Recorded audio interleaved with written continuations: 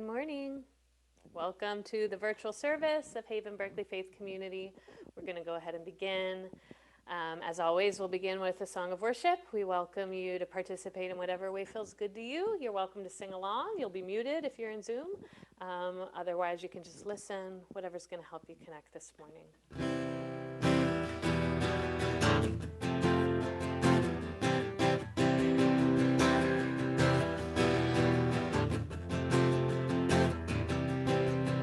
Oh, na na na na na na na na na na na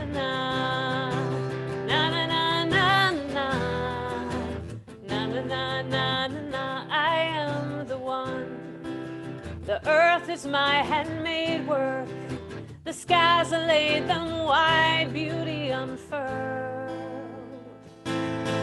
Horizon to horizon, creation to creation sings you home. Welcome home, gather round, all ye refugees, come in. Welcome home, gather round, all ye refugees, come in. Na na na na na na, na na na na na. We sing na na na na na na, na na na na na. Oh refugee, I did not cast you out. In death and broken ground, salvation springs. My body and my blood, the healing that you need, come and receive. Welcome home, gather round, all ye refugees, come in. Welcome home, gather round, all ye refugees, come in. Na na na na na na na na na na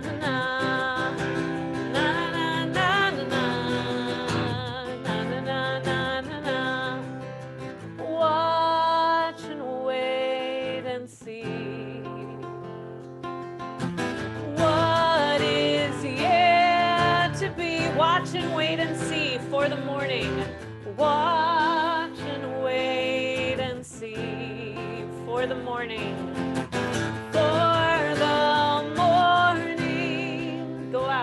Go out in joy and join the great procession. The mountains and the heavens all will rejoice. Horizon to horizon, creation to creation with one voice. Oh,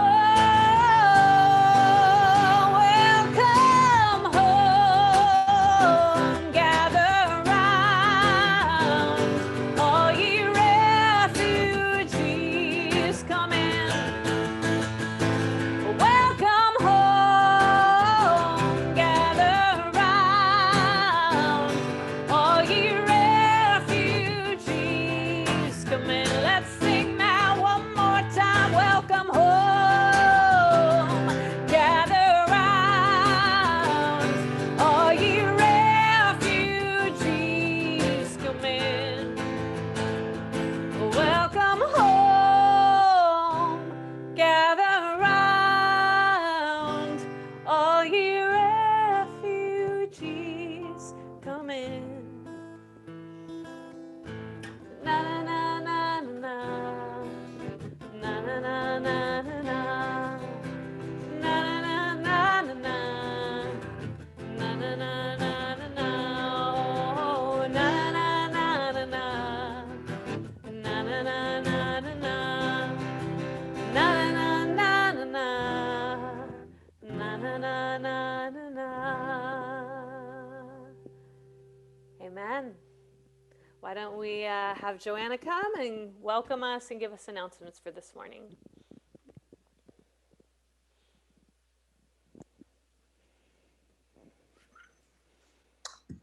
Hello. Good morning, everybody.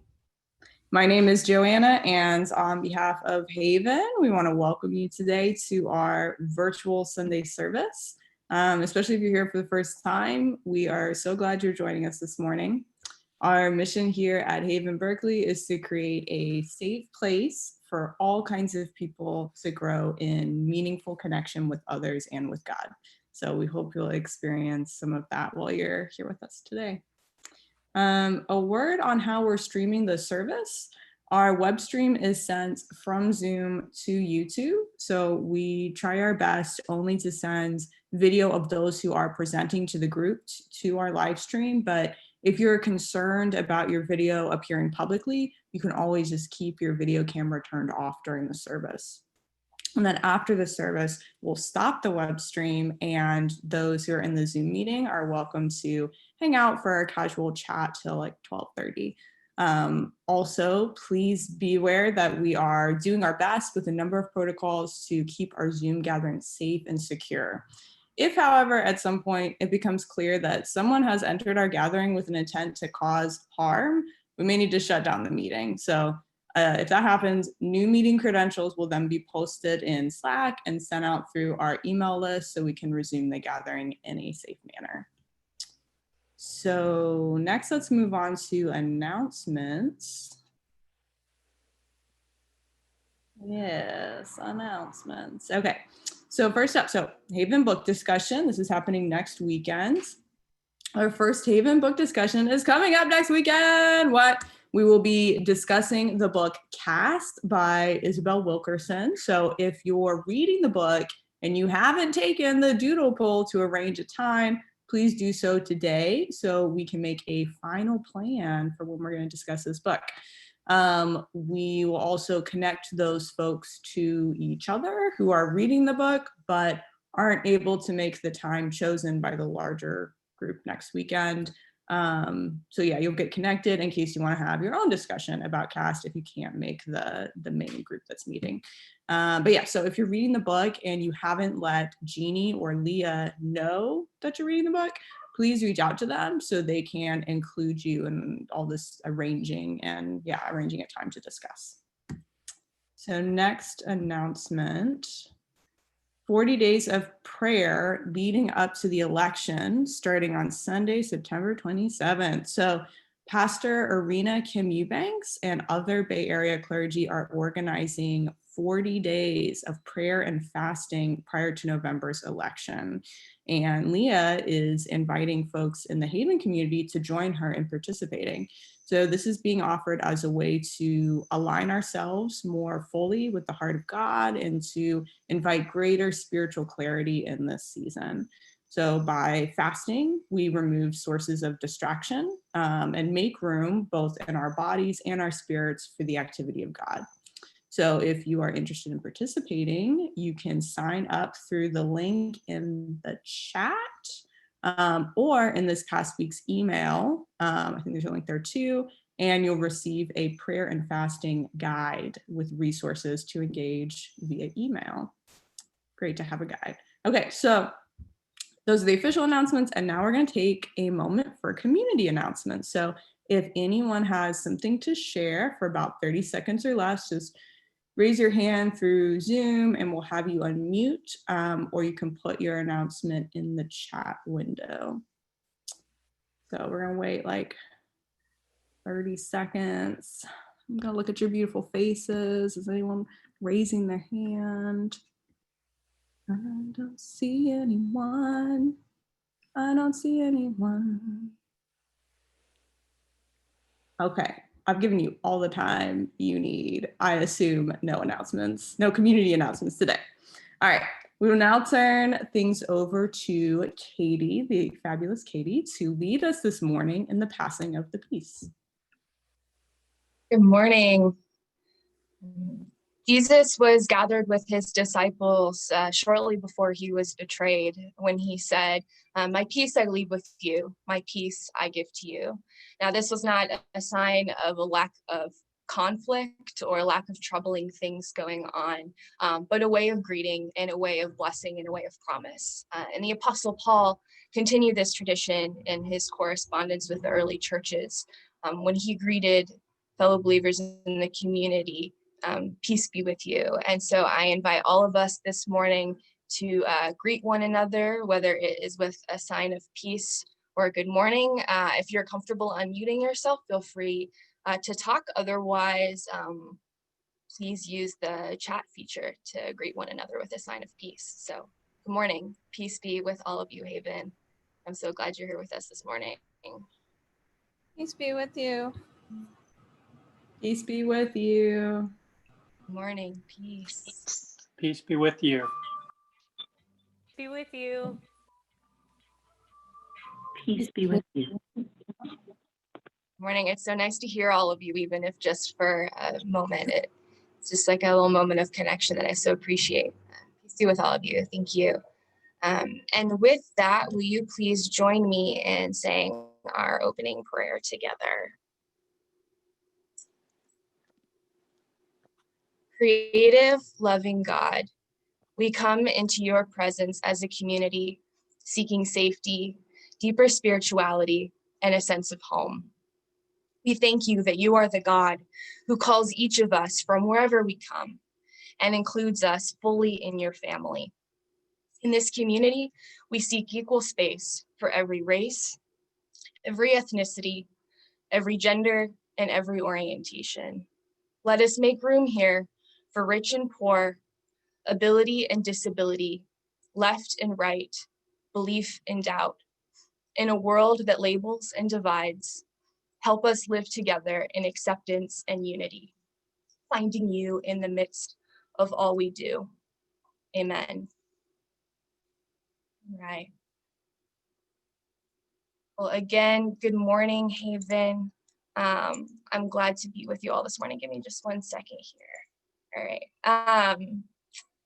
So last week, Leah closed out our series that we've been in for several weeks, talking about the exile and the experience of the Israelites in the Babylonian exile and what they learned from that experience and how it shaped them as a community.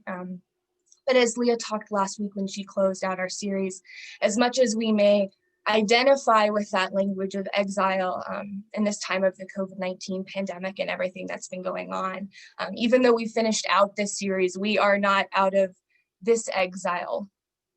We are very much still in this place, and there's still so much going on that is difficult. COVID is still a daily reality that is shaping our lives.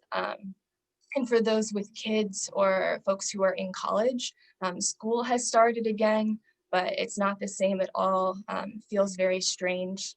Wildfires are still burning, though thankfully we've gotten some reprieve from that this weekend, a little bit of fresh air coming in. And there's still a lot of sadness and anxiety about what's happening in our country. As this week, we move another week closer to the election and all that that brings. And we're also grappling with the death and loss of Supreme Court Justice Ruth Bader Ginsburg. The news of that and what her loss means individually, but also what it signals for us as a country and all that that brings. So there's still a lot going on. We are not out of this exile moment. And I know for me, COVID-19 has certainly created new challenges and places of sadness. But the stuff from prior to shelter in place didn't go away either. You know, even before shelter in place, I had anxieties about my future, this strong sense of being called into ministry, but really a lot of uncertainty about what that would mean. I had ongoing questions and doubts in my faith, things that I'd been considering for a long time, and just were continuing to evolve. And all of that carried into shelter in place. It didn't go away. It carried into it and in fact has in a lot of ways has felt stronger and louder than ever. And I know that so many of us here at Haven had questions and doubts and hurts about God and about faith and about church even before the pandemic. And I imagine that for many of us, if you're like me, those same challenges haven't gone away in this time.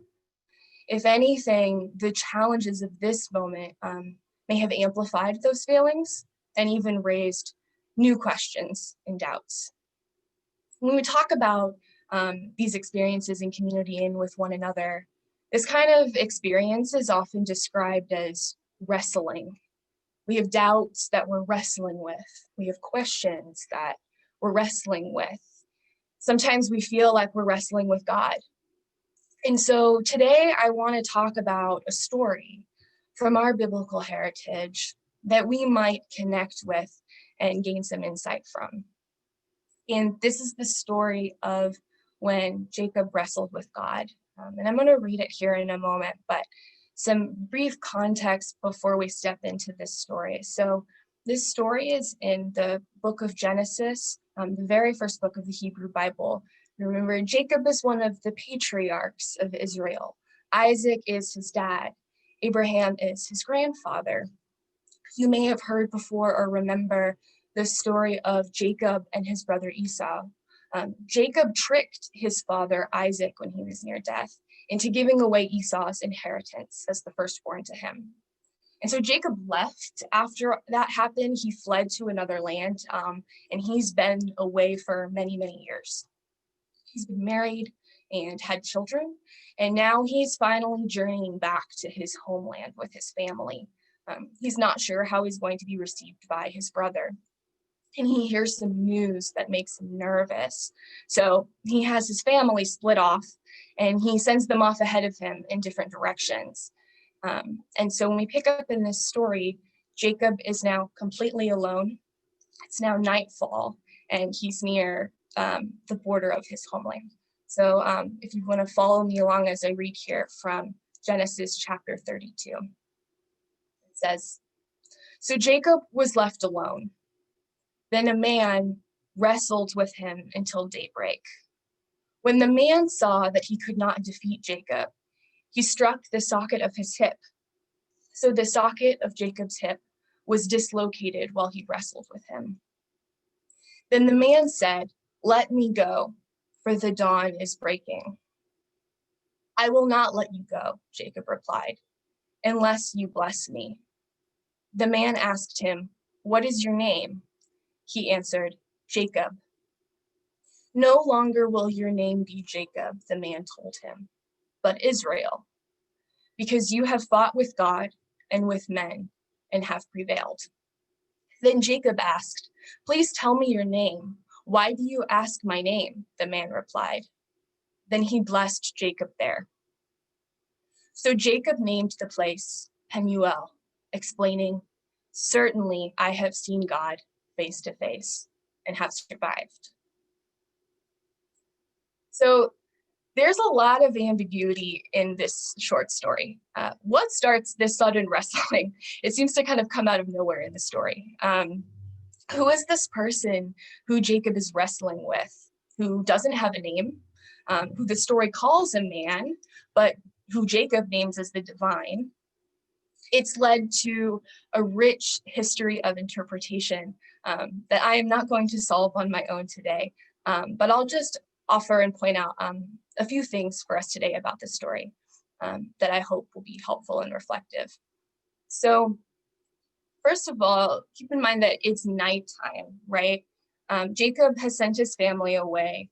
Jacob is all alone. If you can imagine yourself in Jacob's position where he is, he's not in a city or village. He's on the bank of a river. It's going to be very dark outside. Whatever light he has is coming from the moon. And so I can imagine he would feel very isolated, maybe a little bit fearful and out of place. And that makes this a very mysterious encounter, the fact that it's nighttime and he's by himself. And so I would just say that often when we encounter and wrestle with God, we experience the mysteriousness of God too. Things are not as clear as we might wish that they were. And so in this struggle, Jacob feels and experiences the struggle in his body, mind, and spirit, even though he can't see much in this mystery. And yet, Jacob also recognizes the divine in the struggle and the wrestling. The story simply names this figure as a man. But in the wrestling, Jacob recognizes God.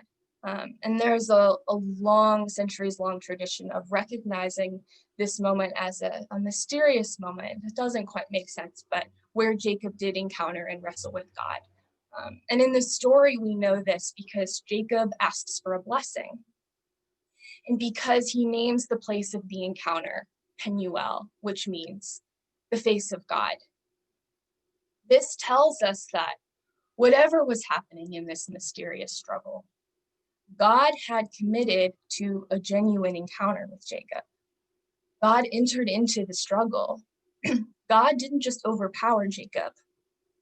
The story says that they wrestled until daybreak, and this divine who was named as a man cannot defeat Jacob. God committed to a genuine encounter.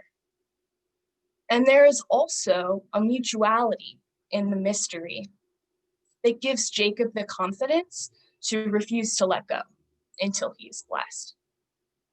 This is bold. Why does Jacob dare to do this? I think it's because he knows that his God has made a covenant. This is the God of his father Isaac and the God of his grandfather Abraham.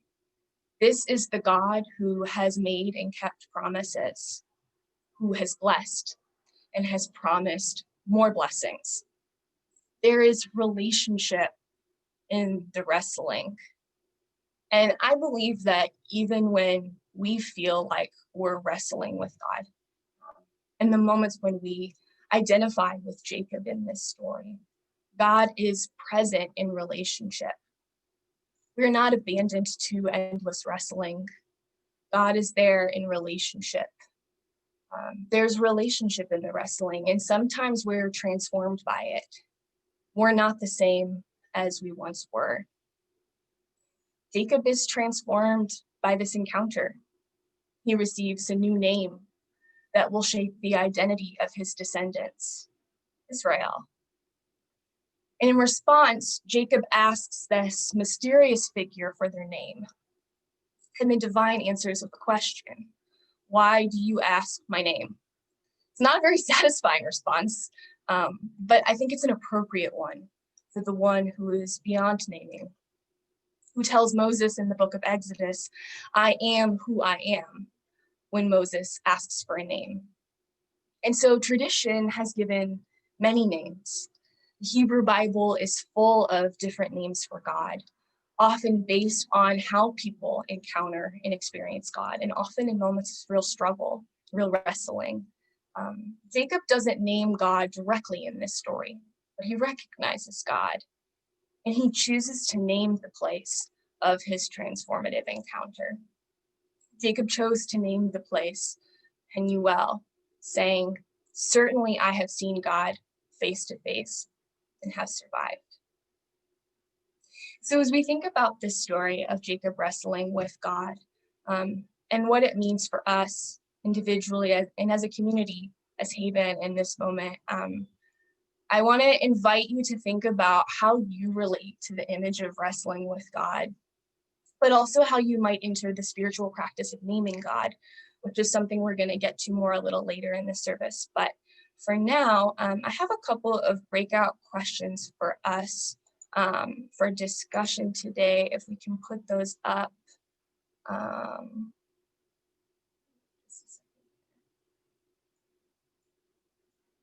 We have those. There we go. So a couple of things to think about and to talk about as we continue with this imagery, this story of wrestling with God. The first is, do you resonate with the image of wrestling with God? If so, in what ways do you feel like you're wrestling with God? And if not, what image of God most comes to mind for you right now? And then secondly, again, through his experience of wrestling with God, with a God without name, Jacob chooses to name the place of his encounter with the divine. So what names or descriptors for God do you most relate to right now in your experience and want to claim by naming? So I'll give us just a moment to get into our breakout groups here.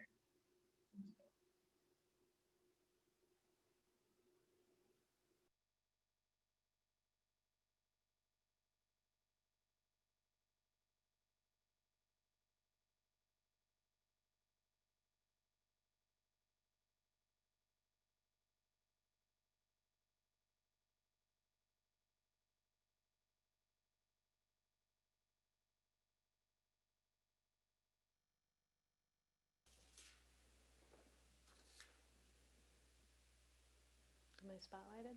Hello? Okay. Hi, friends. Welcome back. So thank you, Katie. That was like such a fruitful discussion. I hope others of you are having fruitful discussions in your group. Ours was. I am feeling personally, like this was the kind of conversation I needed to have today. And we're going to keep having it, and Katie's going to take us into another beat soon. But before we kind of do that, we wanted to just make some space in this kind of wrestling moment as we're talking about various things we might be wrestling with, just to give some space kind of in worship and in practice to let that be and to do that. And so, as she mentioned, this has been, it's like I keep feeling like, okay, maybe we'll have a week where there's not some new catastrophe to grieve. And then, that isn't the case. Friday night, I was on my computer when the news came in about RBG's passing. And this was the first thing I think that has happened to me in 2020 where I literally couldn't help the exclamation just flow through my body and come out my mouth with this just like, no! Like it just involuntarily kind of came forward. I couldn't control it. And so, yeah, there's not a lot I feel like specifically to say about that, but I want to acknowledge it and make space for it. This morning, I awoke to an email. I get these weekly emails from pastor, public theologian, author Nadia Bolz-Weber, who's a clergy person in the Lutheran tradition and a voice in progressive Christianity who I appreciate. And I know others in our Haven community probably appreciate. And she sends out a Sunday prayer every week. And her prayer really spoke to me this morning, and I felt like had words that I feel like I personally have been struggling to have. So I thought I would read it, and we're going to then take a moment to kind of sing a song we learned earlier this summer that is kind of more in that lament tradition, in that wrestling tradition. And I invite you to enter into the spirit of this prayer and the song, sing if you feel led, or just use this as a time to kind of be able to feel what you feel, lament what you're lamenting, speak what you're wrestling to the divine about, and give that a little space. So we'll start with the prayer. God of all beings, a lot of us feel less safe than we did a few days ago. And a few days ago, we weren't feeling that secure to begin with. Help us draw upon you, our divine source, when what we have just isn't enough to get through the day. A lot of us are grieving. Actually, all of us are grieving. Lost friends, lost kin, lost homes, lost income, lost connection to others, lost health. Help us not also lose hope. We can lose a lot and still survive, but not that. A lot of us are so angry. Angry that our inherent worth and dignity seems up for debate by those who have never had their worth and dignity questioned in courts of law. Angry that love of power seems to trump love of neighbor. Repurpose our anger into righteous action, Lord, Then she has a personal note I'll share. My fear is turning to anger, and I am afraid that my anger can turn so easily to hate, and hate is the thing I say I am against. Turn me away from hate. My heart can't take that kind of bitterness because I need it to give and to receive love. Remind me that my heart is spoken for. Going on. A lot of us are ashamed of how numb we feel. But honestly, we've run out of emotional bandwidth and the system needs to reboot before it comes back online. Give us rest and self-compassion. A lot of us are joyous and feel like we have to shield that joy from others, lest it seem like we are callous towards those who are hurting. Help us see and celebrate what good there is in our lives and the lives of those around us.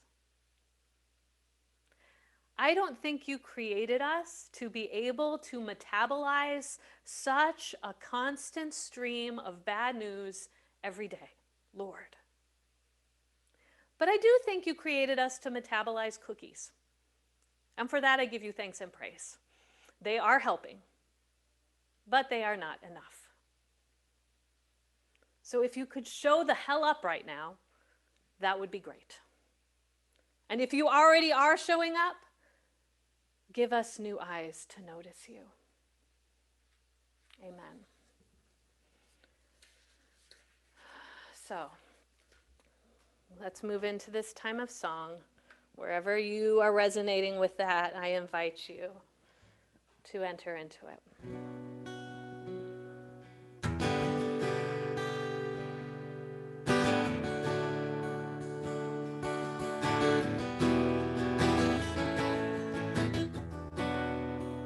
Remember when we saw the boy washed up on shore, the girl torn from her parents' arms.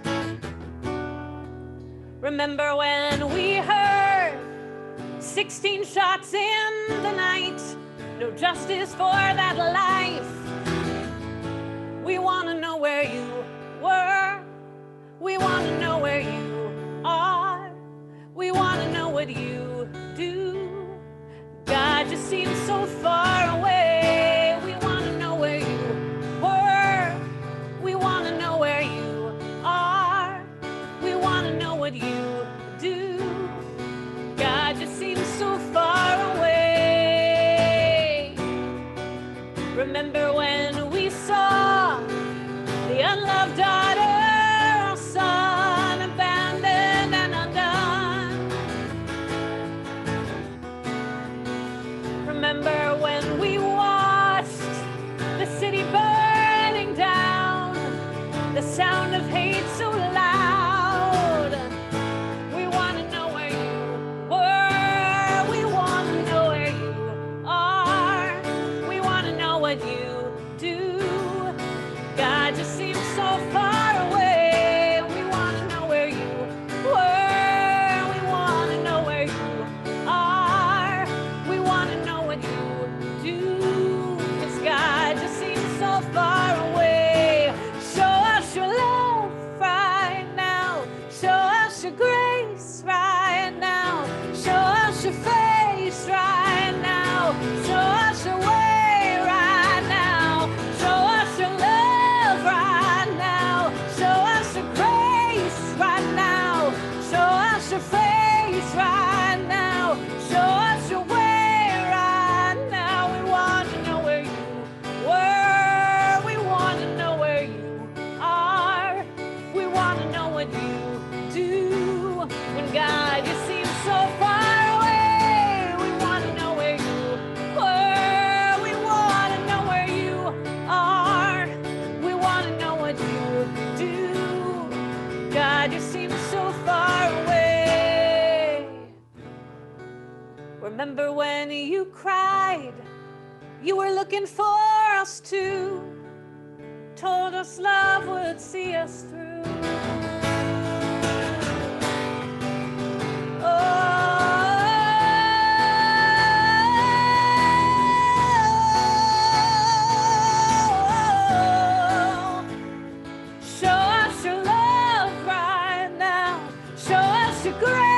right now. Show us your face right now. Show us your way right now. Show us your love right now. Show us your grace right now. Show us your face right now. Show us your way right now. Show us your love right now. Show us your grace right now. Show us your face right now. Show us your way. Can we be love? Can we be love right now? Can we be grace right now? Can we show your face right now? Live in your way right now.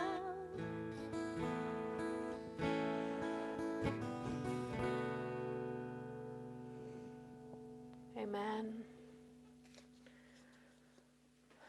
So when we were in our staff meeting earlier this week, and Katie brought up this conversation, this reflection on Jacob and this story, and I think it resonated for Jeannie and I, and we said, yes, let's talk about this.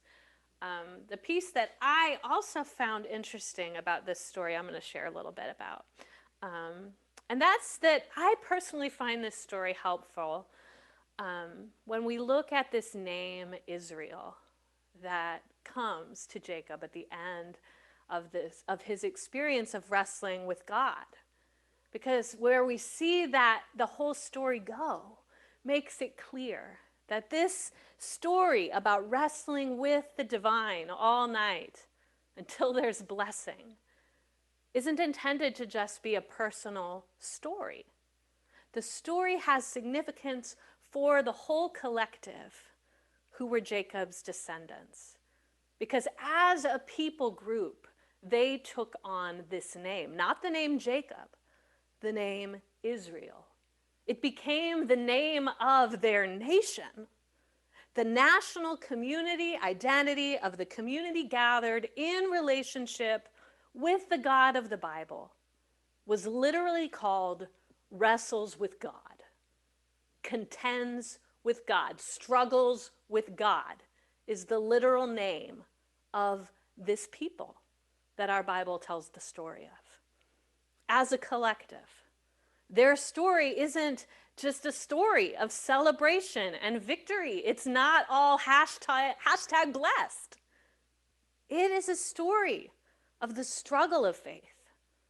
This tells me that in the tradition from which our own faith has emerged, wrestling with the divine is a core part of what it means to engage a life of faith. The wrestling is essential. It's fundamental. It's a core part of our identity as people of faith. It means that we, like Jacob, might be wounded in the wrestling. The wrestling may leave marks on us, as it did on him. But that isn't something to fear. It's not something to allow ourselves to feel isolated from community because of. This collective identity reminds us that there is a dignity in the wrestling we engage. It unites us with the ancestors of our tradition. Now, for the Jesus tradition, we see this come about so clearly, right? In the Jesus tradition, we understand Jesus to be the most clear revealer of this divine who can never be fully named. And Jesus comes as God, to God revealing themselves in a person, and that person identifies with the tradition of Israel. And that person himself wrestles throughout his life with faith, wrestles with God.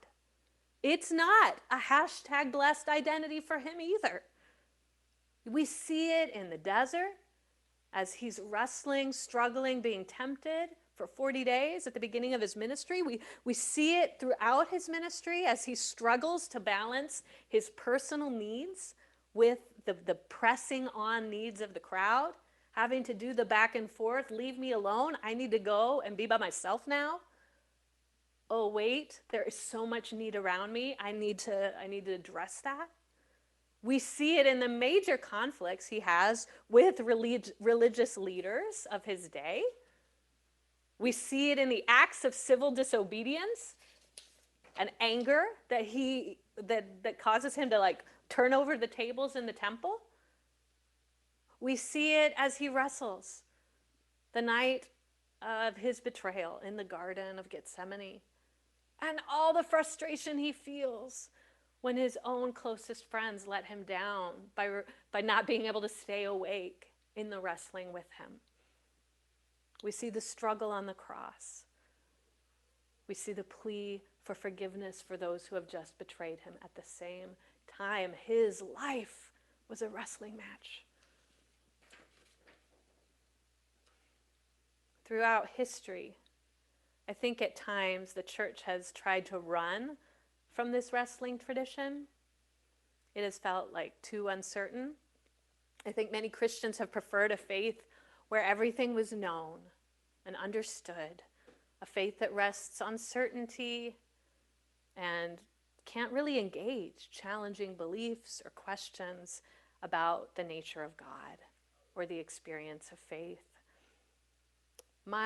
But that's obviously, as I've named, not the tradition we come from. That wasn't the tradition of Jesus himself. So my hope at Haven is that this is a community that doesn't fear or run from wrestling. Rather, I hope this is a community where we can make space for one another's wrestling with the divine, because we recognize it to be a sacred work. And perhaps, even as we wrestle, at times like Israel, we will also find the blessing of the divine present in our midst. So if you are wrestling in any way today, I just want to speak encouragement to you that even as you wrestle, I hope you know you are not doing it alone. Amen for that. So with that, I want to invite Katie to come back and kind of bring us into the next beat in our gathering today. Thank you, Leah. So yeah, I want to take this time now to invite us into a spiritual practice. As I said earlier, Jacob, through his experience of wrestling with God, a God who did not name themselves, he chose to name the place of that encounter, Penuel. And in doing that, he chose to give voice to his experience of God, and naming it the face of God, right? That place where that encounter happened. And throughout the Hebrew Bible, there are many, many, many different names for God that are given. And it's because the God of the Hebrew Bible is a God who in many ways is mysterious and beyond naming, but is also full of names, because they're the breadth of experience that is available in our God that surpasses all understanding shows up in many different ways for different people and different cultures and contexts, and also what they're going through. And so this tradition, this idea that it is important to name God, but also to recognize that a single name of God does not encapsulate all of God. There's also so much more than we can ever comprehend. This tradition has also been carried out in the faith lives of our Muslim brothers and sisters. There's a spiritual practice that they call the 99 names of God, or the 99 names of Allah.